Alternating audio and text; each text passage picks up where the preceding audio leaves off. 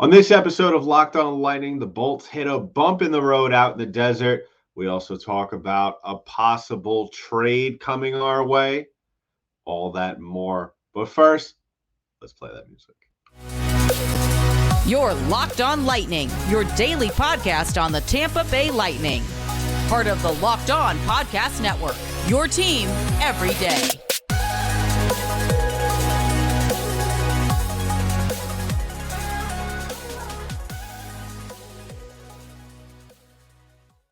And welcome to another episode of Locked On Lightning, part of the Locked On Podcast Network. I'm your host, Adam Tanker. And as a reminder, this episode is brought to you by FanDuel Sportsbook, the official sportsbook of the Locked On Podcast Network. Make every moment more. Visit FanDuel.com/LockedOn to get started today. So we're talking Lightning Yotes. You know what, people? I'm going to start off the show by saying that hockey is a very strange sport.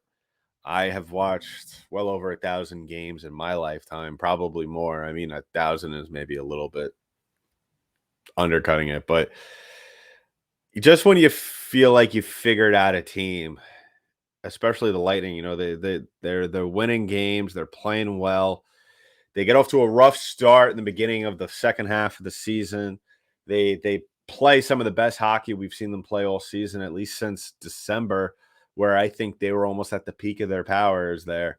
And it looks like they're starting to get back to that level. Not saying that they've fallen far from grace, but beating the Avalanche, the defending champions, twice in the span of a week, one of those being a shutout, beating the Stars. And then, you know, you kind of figured with Vegas coming up and having the Avalanche on Tuesday that the second half of the back-to-back against a Coyotes team that is on a yearly basis in contention for the first overall pick, you kind of figured that would be something that wouldn't have been a non-issue there on the schedule. But you know what? That's why they play the games. The Lightning not only lose this one to put a little hiccup in their little road trip, but not only that does that happen, but they get shut out. And I guess the only word that I could use to describe this game is shock. I think I speak for every Lightning fan out there when I say I was absolutely shocked by the outcome of this game. Not only that the Lightning lost this game, I mean, you kind of figure even with Moose out there in net that this shouldn't be a problem. I mean, like I said, Brian Elliott has played very well this year. But the fact that it had to go to a shootout and on the cherry on top, the Lightning were shut out. First time since last December, 2021, actually December 11th, where in that matchup they lost 4-0 to the Ottawa Senators. And that's regular season. As we all know, the Lightning got shut out in the Stanley Cup final against the Avalanche. So if you want to count that, go ahead. I don't. So, but I mean, what happens next? What happens next? And you keep on trucking, as Jerry Garcia would say. You keep on trucking. I mean, really, when you look at the stats last night, I mean, it was plain and simple what happened. Why the reason the Lightning lost this game. And quite frankly, it was because they didn't produce on the odd man advantage. 5 power play opportunities, obviously a big fat donut.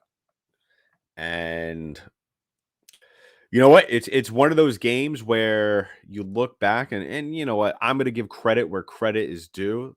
The Coyotes kept themselves in this game. They played well. I always say that the lesser teams always bring their A game to the Lightning. This was one of the games where, you know, the Lightning didn't necessarily play great, but they didn't necessarily play bad. I mean, yeah, the unproductiveness on the power play is definitely going to kill you. And listen, some people might not believe this, but you know, whether it be 3, 4, 5 power play opportunities, no matter how many of those you get, I'm always I'm always a firm believer that the more power plays you get and the less you produce, the more win that's going to get out of your sail. And we saw it in this game. I mean, the Lightning, 47 shots on goal, 48% in the faceoff circle. Not a problem with that. I mean, they were active. You can't kill them for not being active, for forcing the issue. It's the power play.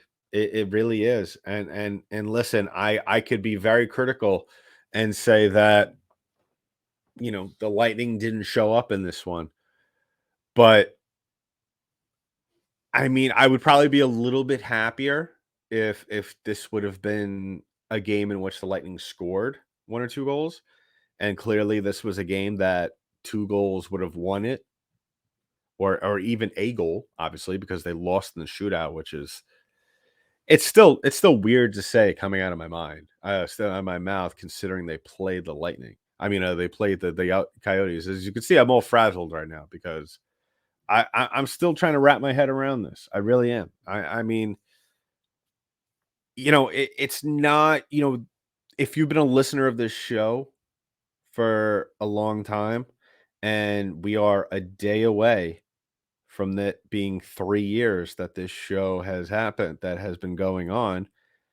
For 3 years now, I have said, especially the last couple of years, that there are good wins and there are bad wins. And on the other side of that coin, there are good losses and there are bad loss. And this was definitely a bad loss in my opinion. And not only because of the special teams issues, but because of who you lost to, how you lost. Now, is this a season wrecker? Is this going to come back to bite the Lightning in the butts going forward?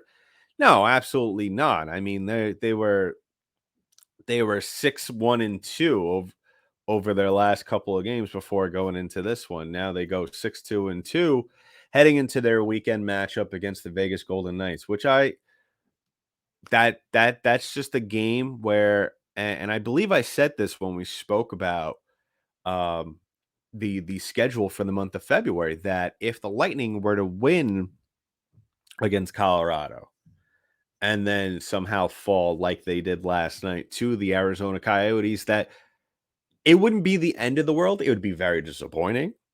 It would be a very big letdown, but it wouldn't be the end of the world. Now, if the Lightning were going to play against another team somewhere in the weight class of an Arizona Coyotes, you know, whether it's a San Jose or I mean, or a Columbus, pick your poison, whoever you want to throw into that sentence, whoever what you want to fill the blank in. I would be a little bit nervous with that. But the fact that they get to jump into it, they get to play against a top team, a team that is first in their division. Granted, has a very, very loose grasp on first place, to where we could blink our eyes and in a couple of weeks now, they could be completely in the third spot of that division. I'm perfectly fine with it because it gets you back into things. It forces the team, because sometimes what we have seen with this Lightning team is that they lose games like this. And what will happen is that they will start to fall through frustration, especially if they're playing other teams that are not as good, as nearly as good in terms of record as they are. They tend to fall into bad habits and they tend to get into a rut, and I wouldn't say feel sorry for themselves, but you don't see them standing with their heads up high. I guess is a better way to put it. So getting them into a game right away, right after this, granted, it is a day before they play. I would have preferred there to be a back to back between Arizona and Vegas. I think, because like I said, if they lose against Arizona, well, you have that night, you have that game the next night to pick you up right away. And I think a game like this against a team like Vegas, who is dealing with their issues right now, their goaltending situation is a little funky, which I think does play into the Lightning's game plan, as it normally does with any suspect looking goaltending situation. The Lightning always flourish in those situations. But the most important thing, and I always say this, is that it keeps them honest. It really does. It forces them to play disciplined hockey to the point of where they're conservative early on, which, yes, I've bashed them uh numerous times in the past because of that. But at the same time, it after a loss like this is gonna sting. This is not gonna feel good. This isn't a loss that the Tampa Bay Lightning could look in the mirror the next day and say, well, we did A, B, and C. You can't really. You can't really. All you could do is brush the dirt off you, pull your socks up, and get to it against Vegas.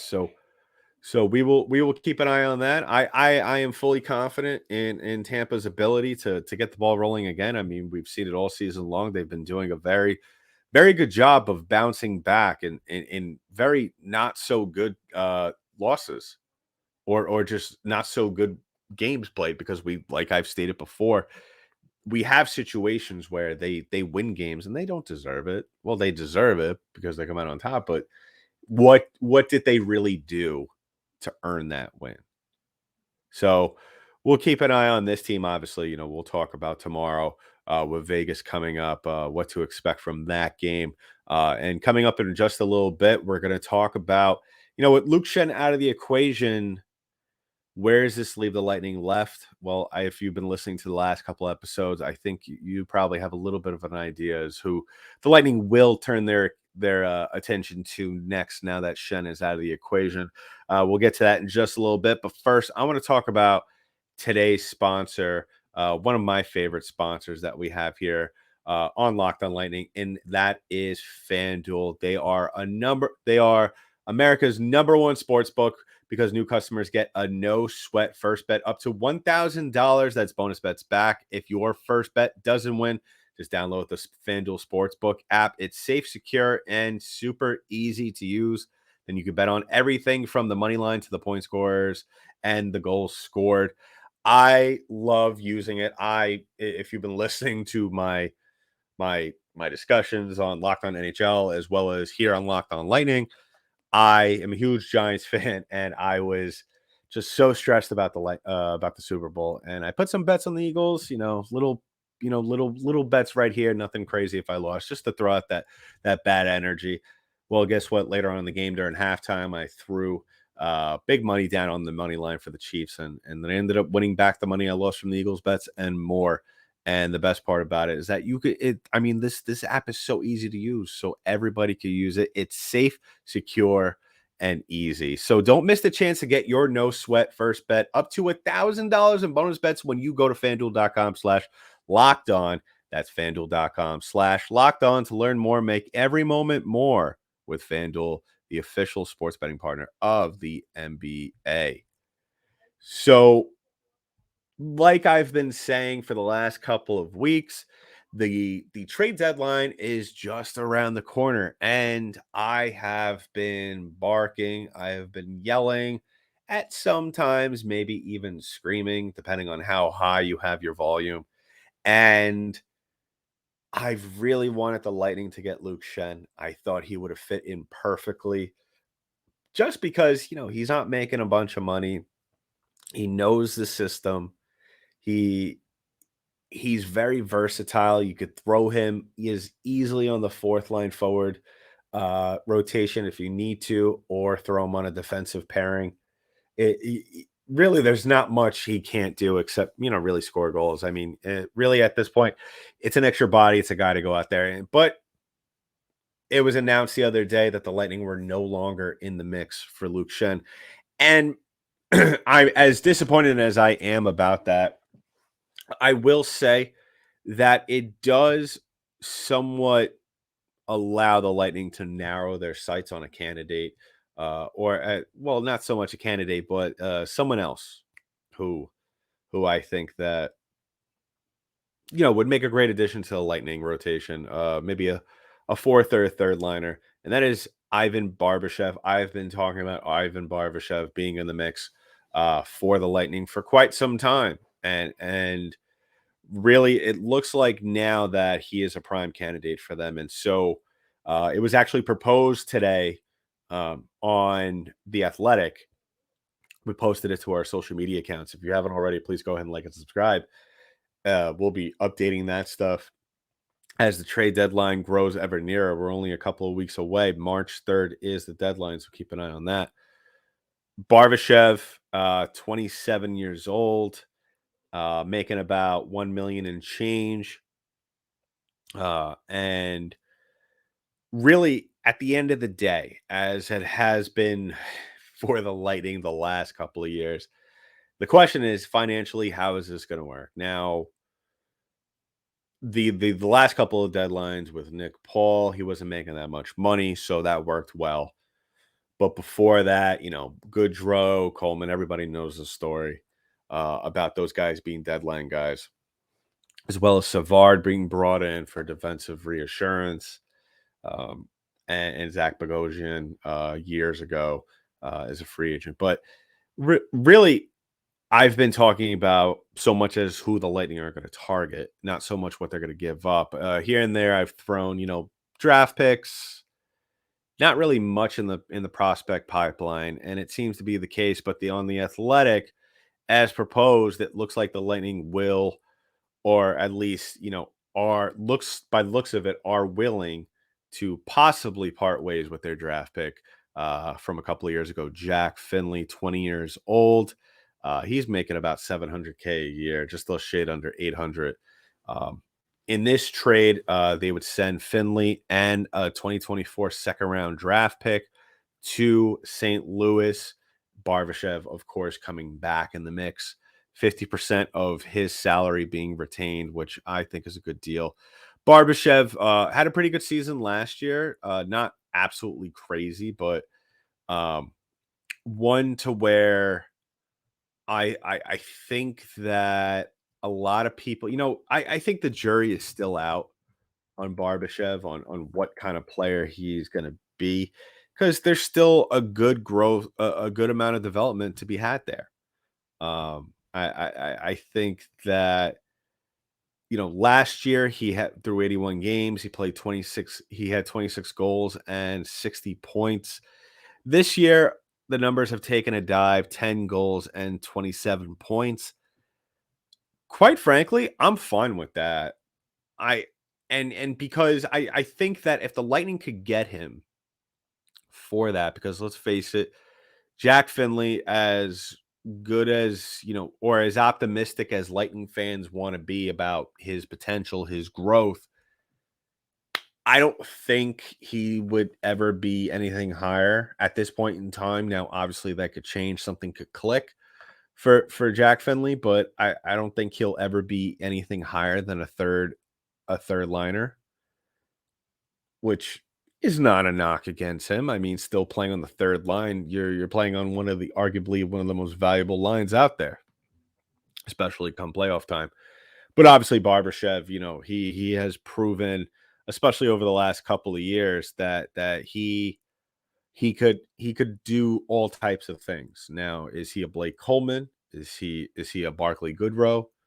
Is he a Nick Paul? No.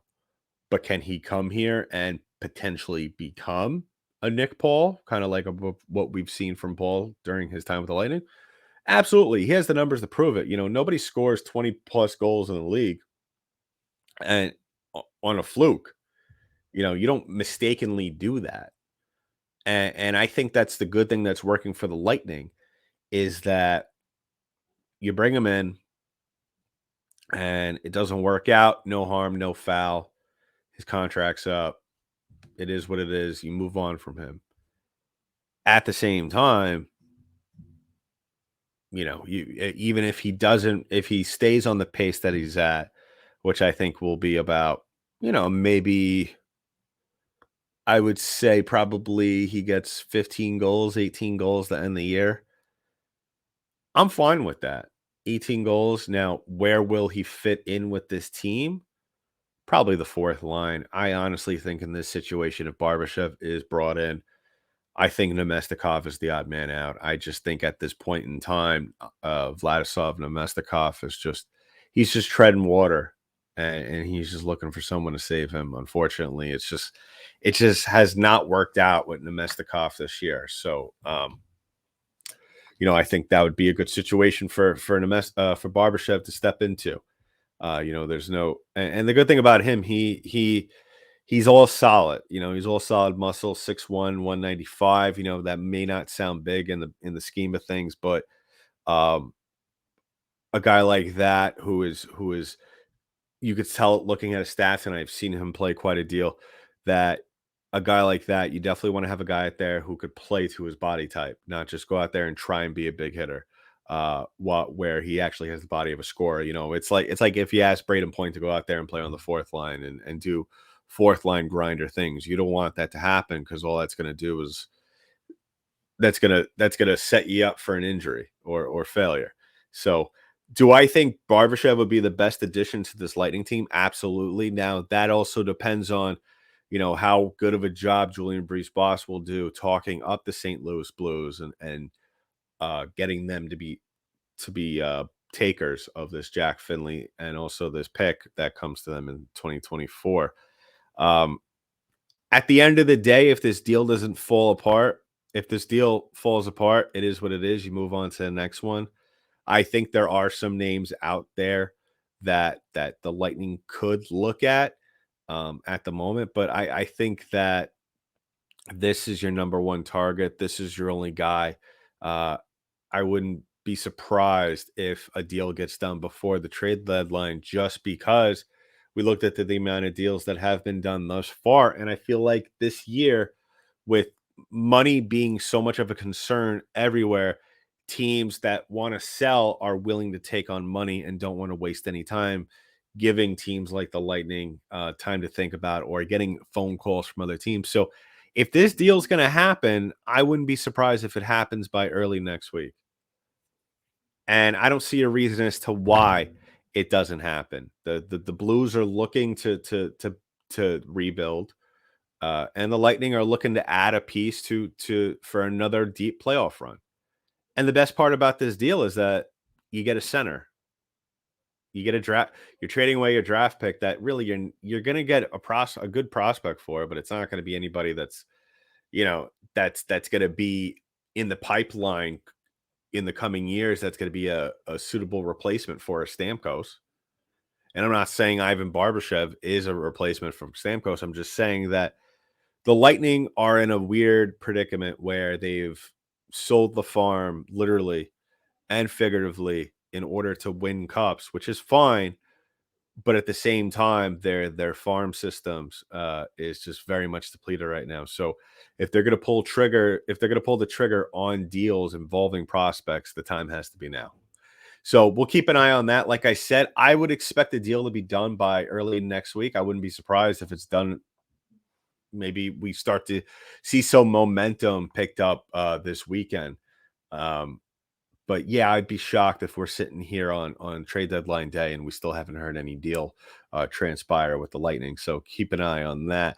But in the meantime, why don't you sit down, relax, and grab yourself a Built Bar? Now, are you looking for a delicious treat but don't want all the fat and calories? Well, then you got to try a Built Bar. We just got through the holidays a couple of months ago, and my goal was to eat a little healthier.